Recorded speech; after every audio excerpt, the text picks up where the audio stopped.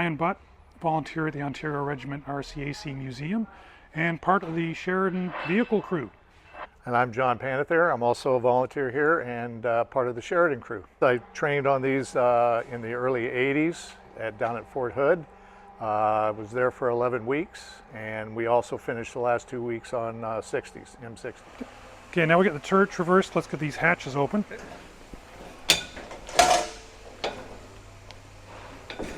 You got that side? Okay, where's our lovely checklist? All right, here we go. Okay, first thing on the list is what? Engine oil. Okay, engine oil. Your dipstick right down in here. It's going to be loosen it off. Since we haven't been running for a while, it's up a little bit. Still good, because we did an oil change only a couple of weeks ago. Okay, after engine oil, what's the next thing? Transmission oil. Transmission oil. That's the dipstick over here. So this one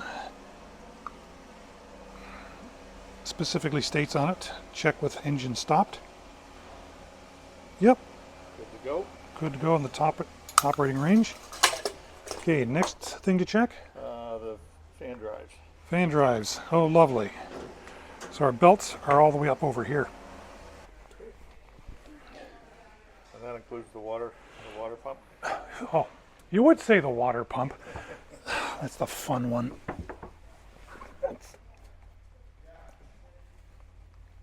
Just try to find anything in there. At least in APC you can feel it. So how long have you been maintaining this vehicle, Brian? Oh, I think it was about 1990, 95, 96. So you're pretty used to being able to do things from feel on certain things. Well, especially when it comes, Checking belts. especially with the belts, because I know where they are.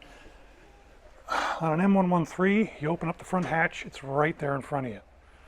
The way the engine's laid out on M113, in a Sheridan though, you got to get down to the front of the engine to feel, especially that water pump belt. It's short, small little belt, and you got to be pretty flexible to get to it. And what exactly is the power plant in this vehicle? This one is a 6V53T, so it's the turbocharged version of the old Detroit diesel. Same engine that's in the M113s. It's just that this one has that little baby on it. So instead of the 240 horsepower of a M113, this one has a 300 horsepower turbo diesel in it. So when you wind this one up, it's quite the whistle. Okay, so what's next on our list? Coolant. Coolant level. Okay, well, our header tank here. As long as I can see coolant, yep, nice and green. Very rarely do we actually have to top it up, because the system is pretty self-contained, or we haven't had any leaks in it.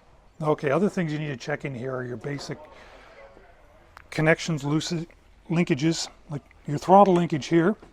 Make sure that's snug, nothing loose on it. Fuel shutoff. Again, it's more of a feel just because you can't really get at it. We've taken the covers off the radiator. It's just so we can access our fuel tanks. So here we have our left-hand fuel tank, our central fuel tank, which the engine draws from. Right here we can see the radiator. Down inside, way down there, you'll see the generator belts. And then just below and tucked right in here, very hard to see, is our water pump belts. Real pain in the backside to change. Then right here we have our air intake.